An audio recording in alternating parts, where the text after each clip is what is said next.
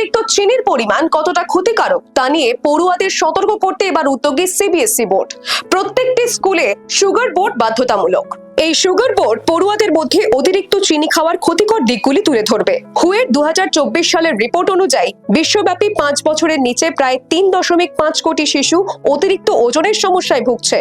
ভারত জুড়ে শিশুদের মধ্যে টাইপ 2 ডায়াবেটিস এবং ওজন বেড়ে যাওয়ার সমস্যায় উদ্বেগ প্রকাশ করেছে সিবিএসই। তাই এই সমস্যা এড়াতে একটি নতুন পদক্ষেপ নিয়েছে বোর্ড। 14 মে সিবিএসই বোর্ডের তরফে সমস্ত স্কুলের প্রধান শিক্ষকদের উদ্দেশ্যে পাঠানো চিঠিতে বলা হয়, সুগার বোর্ডের মাধ্যমে পড়ুয়াদের জানানো হবে প্রতিদিন কতটা চিনি খাওয়া উচিত, কোন খাবারে চিনির পরিমাণ কতটা থাকে, অতিরিক্ত চিনি খাওয়ার কি কি ঝুঁকি রয়েছে এবং এর স্বাস্থ্যকর বিকল্পই বা কি হতে পারে।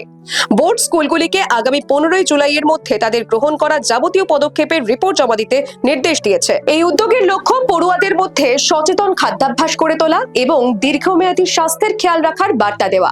Bureau report, the wall.